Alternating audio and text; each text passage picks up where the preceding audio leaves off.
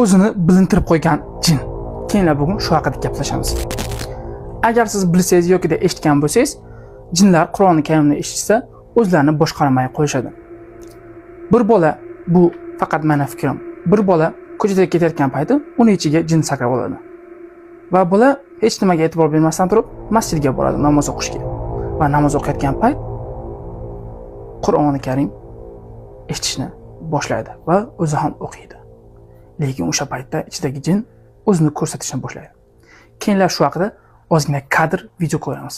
فهل أنتم مسلمون فإن تولوا فقل آذنتكم على سواء وإن أدري أقريب أم بعيد ما توعدون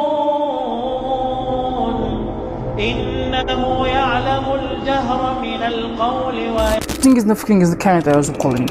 Bu haqida siz nima deb o'ylaysiz?